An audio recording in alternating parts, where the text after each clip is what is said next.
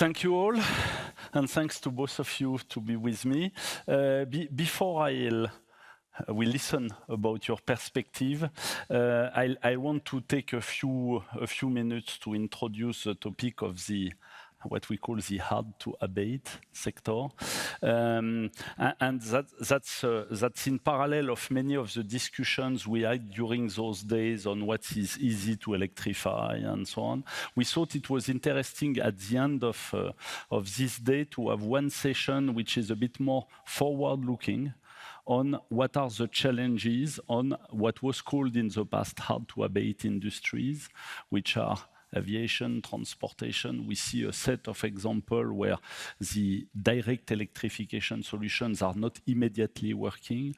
And we wanted to have a bit of a view on those challenges where we could still use what I would call indirect electrification to be able to help the industry as a whole to decarbonize. So we'll speak a lot about transportation, about grid, and understand how all that comes into the play with technology to be able to offer a future where technology supports hard-to-abate.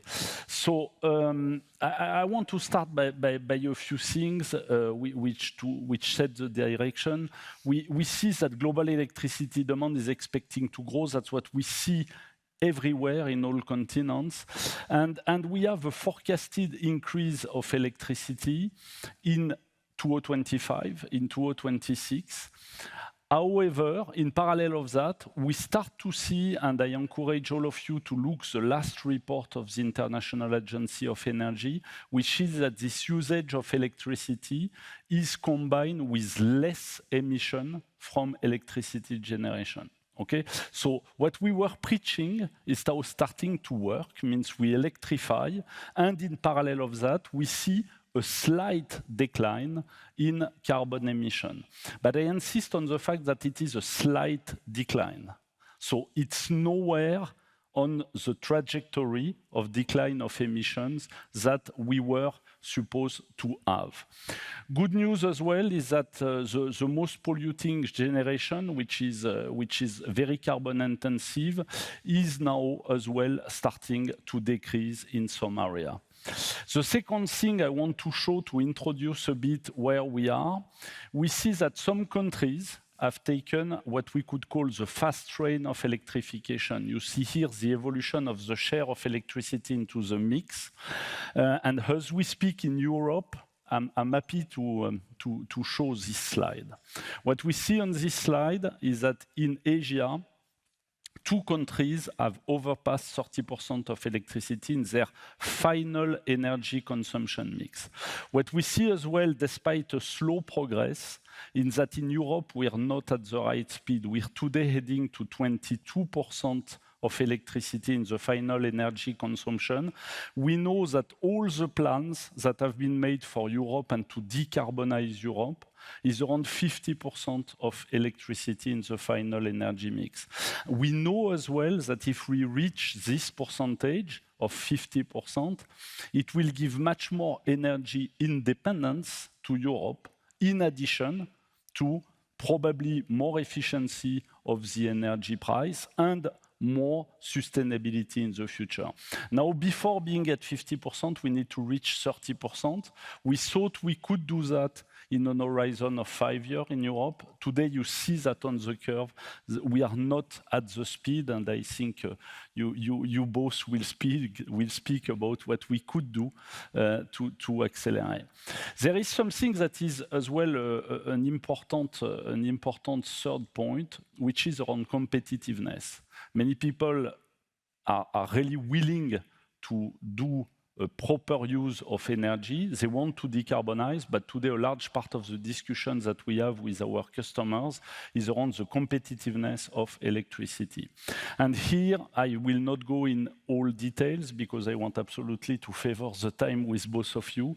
But here we see that on a set of examples on which Schneider Electric has been involved as a technology partners, we are able to combine additional use of electricity with lower cost of energy into the production cost. We have one example in green steel where you can see that we achieved significant lower cost of the steel.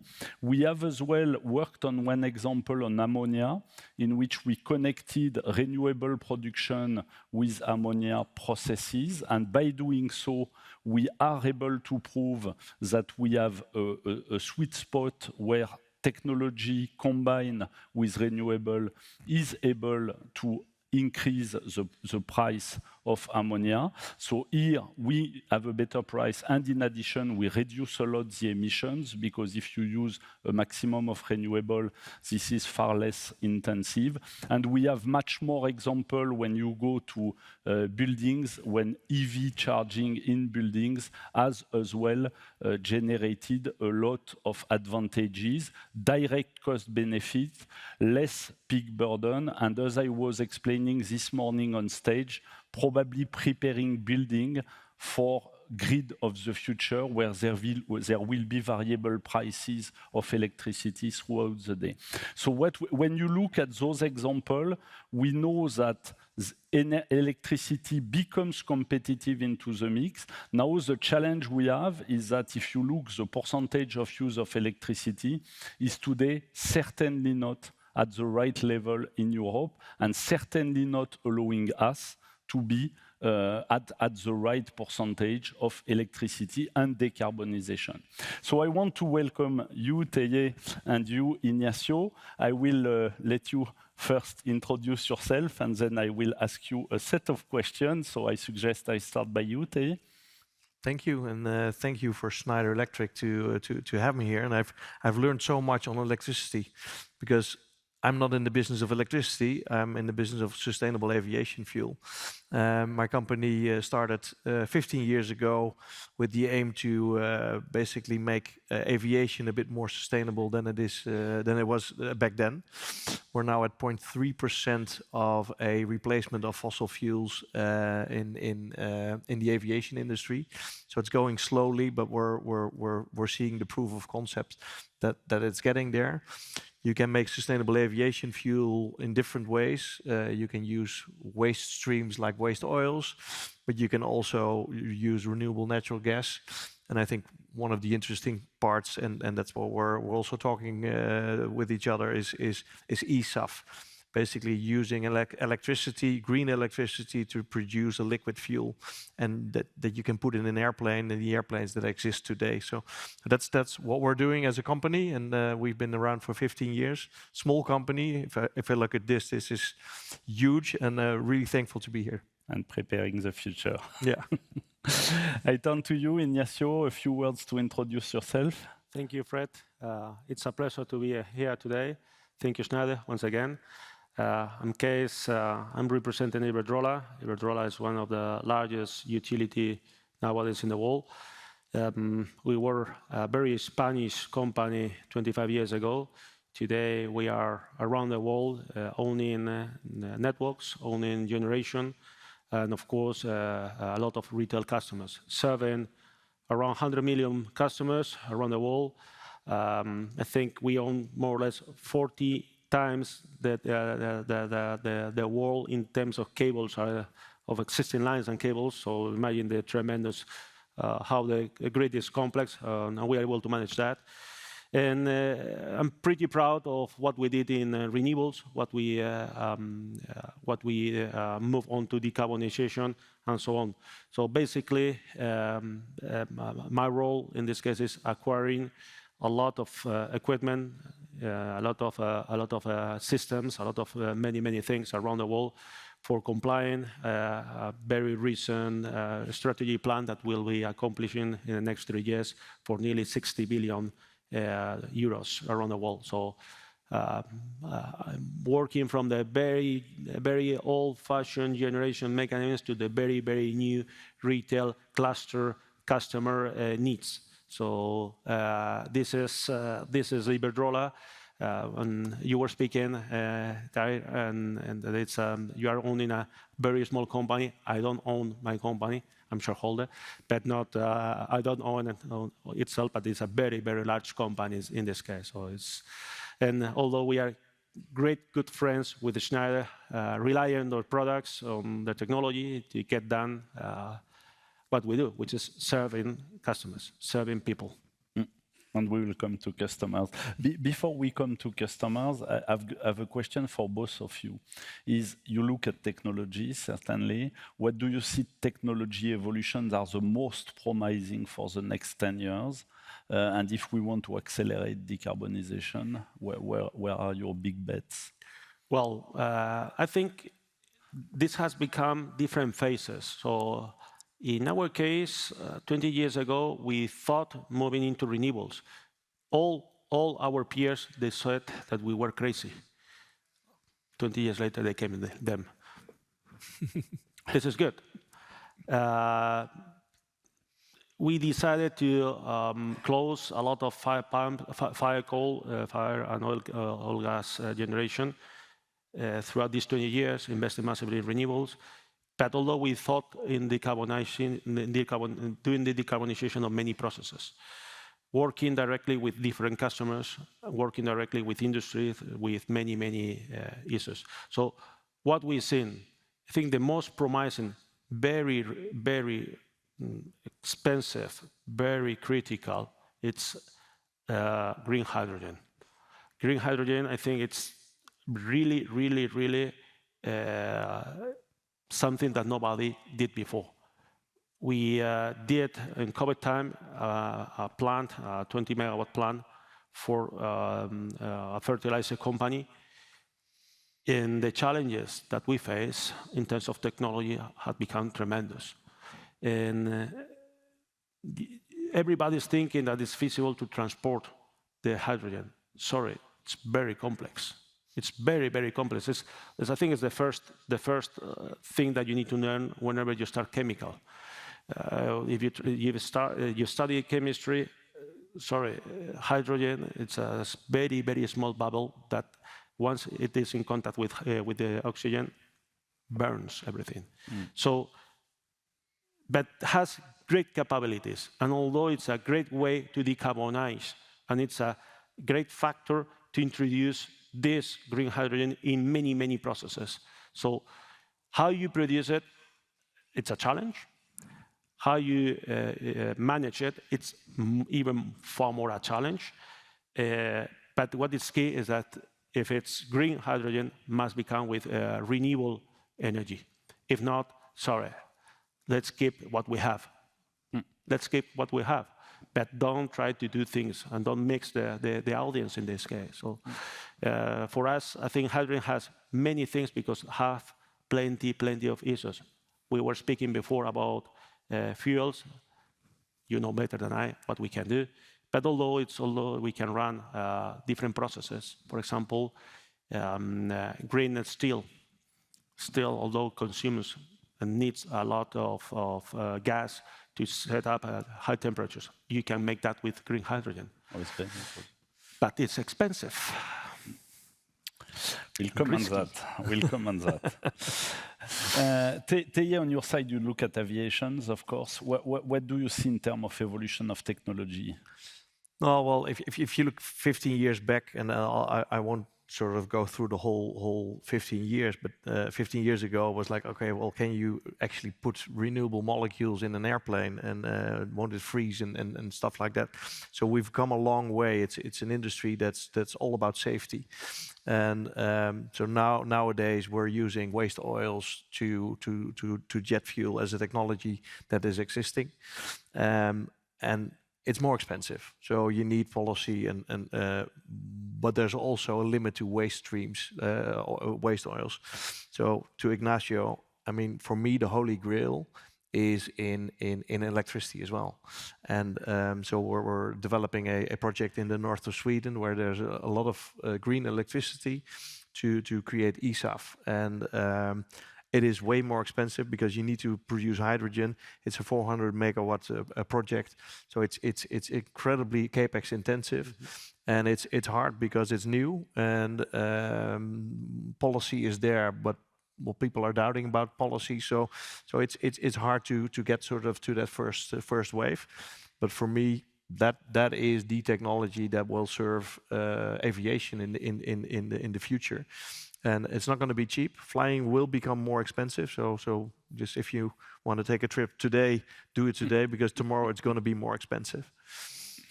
And I stay with you, Teye. How do you work with your customer on that? Means how do they come to you? How do you help them to decarbonize? Do you tell them to wait for another cycle of years? How do you manage the relationship with your customers? Yeah, thanks for that question. And it's been a sort of a struggle, especially in the first wave of getting in this industry in a more sustainable path. Aviation is typically a low margin business, and if you have 30% of your cost being fuel, and your fuel doubles in price or triples in price, then the business case is not so solid anymore. So what we've done in the first couple of years, we've sort of preached and sort of showed that it was technically feasible. And at a certain moment we saw, okay, well, there's a couple of front runners. You know, you always need the front runners to help and create a new industry. So for us, it was KLM Airlines in the Netherlands that said, okay, well, we wanna back you in this development. So that was really helpful. But in the end, they also need to pay the bill. So what we started to do in 13 and 14 is basically, I mean, you are my customers as well, and you are my customer because you fly, you have staff travel, and you want to decarbonize as well. And for you, travel is a percentage of your OPEX, and it's a small percentage. It's not like the airline. So everybody, and this is also a shout out, start using SAF for your air travel, and it will add to the cost, but you can also sort of put that to your customers because your customers want to decarbonize as well. So that's what we're doing on the corporate side. But of course, the airlines are important players for us. So KLM is one, but we also work with Boeing as a customer, and it's all in partnership. So we've been working with KLM for 15 years, and building a new industry. I mean, especially if you're a small company, you need to do that together, and that's why we appreciate very much the partnership with Schneider Electric. So, yeah. And not necessarily something we prepared before, but I want to ask you this question. How do you see the evolution over a period of 15 years with volumes, right? You see the evolution to become competitive, or you still think that there will be a cost at the end of a 15 years journey? If you want to compare to fossil, yeah, then it will become more expensive. And the question, of course, is fossil going to be more expensive? Is the CO2 cost included in your ticket price if you fly on fossil? Yes or no? If you look at technologies, we don't see the pathway with waste oils is the cheapest out there on renewables. Everything else, and looking at electrolyzers, it's going to be more expensive. Okay. And that's basically because fossil is too cheap. Okay. Okay, it may change. It may change. Ignacio, I come back to you to understand how you, as a grid operator, how you connect the dots between your industrial user, what you do yourself to favor decarbonization.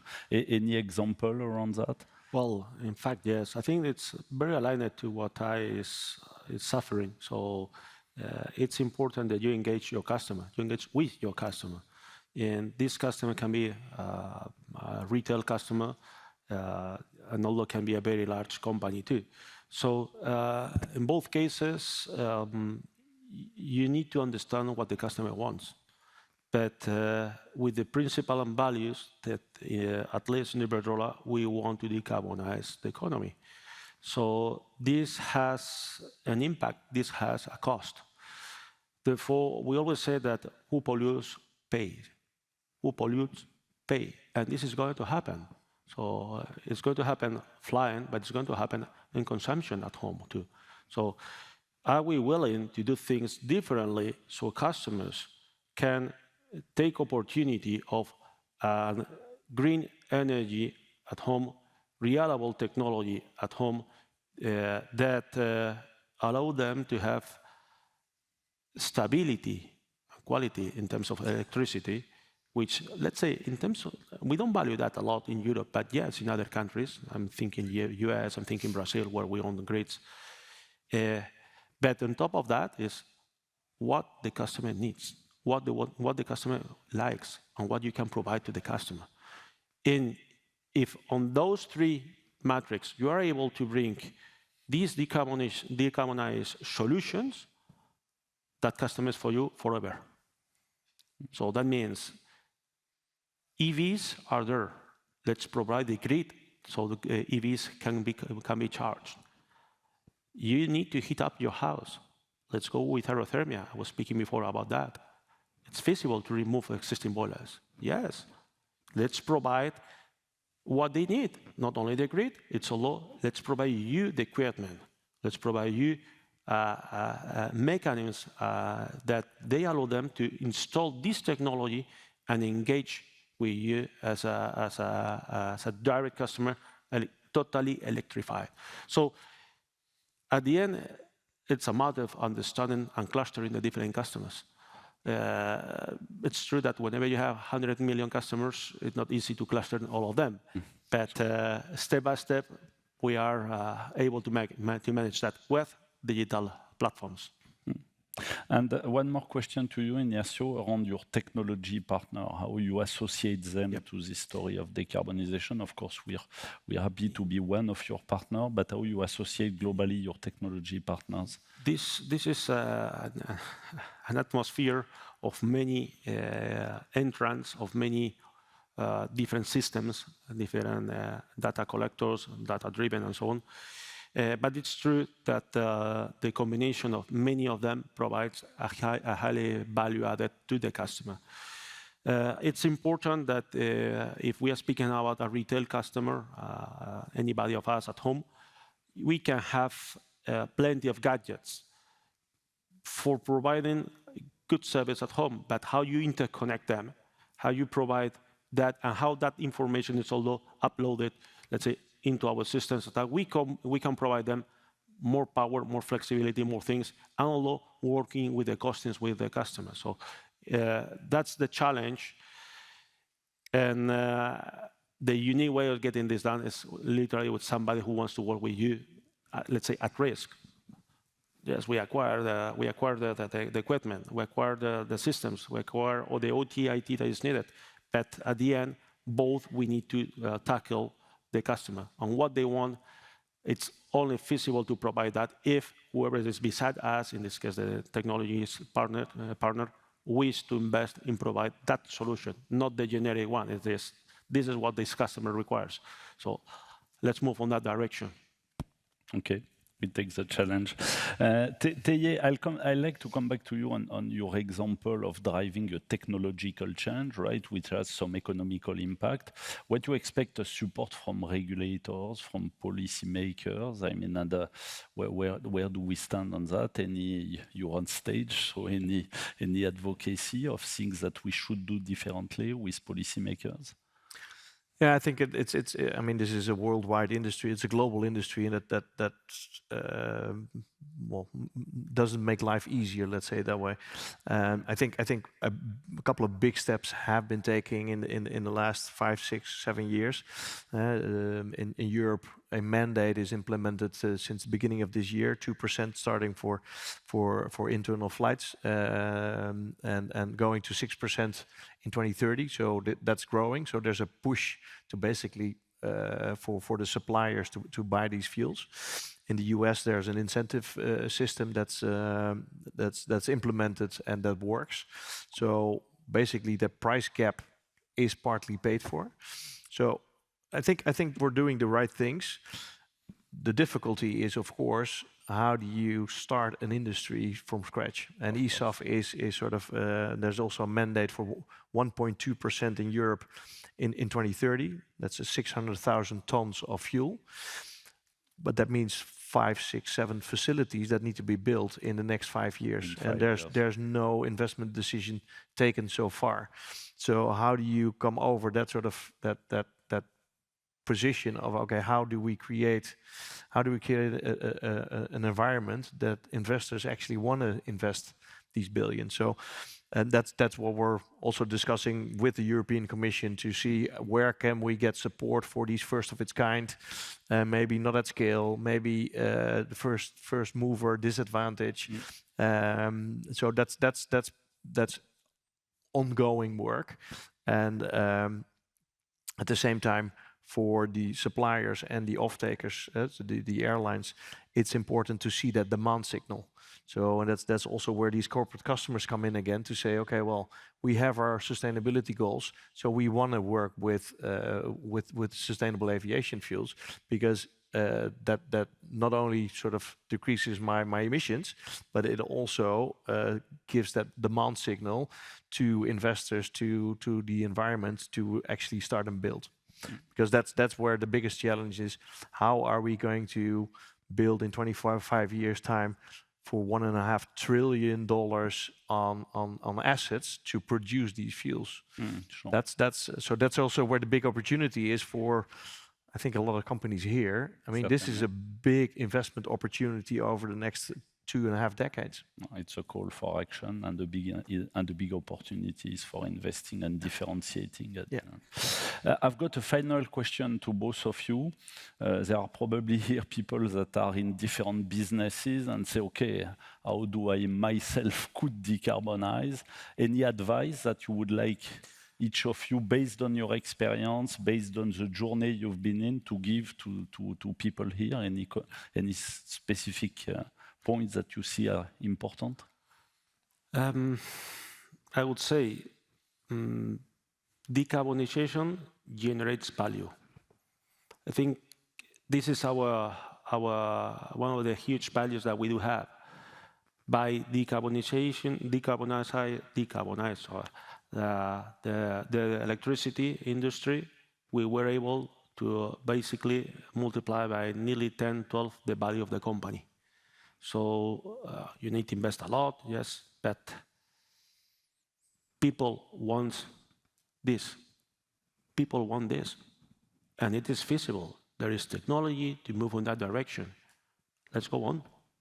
Let's go on. So take the challenge, work with your customers, work with different institutions, and basically assess that we can remove CO2 from our lives without any problem. Technology is there. So let's take that chance. Takes time, yes. Takes a lot of effort, absolutely, yes. It's risky, of course. It's costly, of course, too. But our vision 25 years ago was moving to renewables. Plenty of years come later. And today, I have to say that this is a more than 100 billion company, whenever 25 years ago was 5 to 6 billion. So this is our track record in a very old-fashioned industry, which was electricity. So I think it's feasible. I would challenge you to take this risk, because it's good for us, it's good for our citizens, it's good for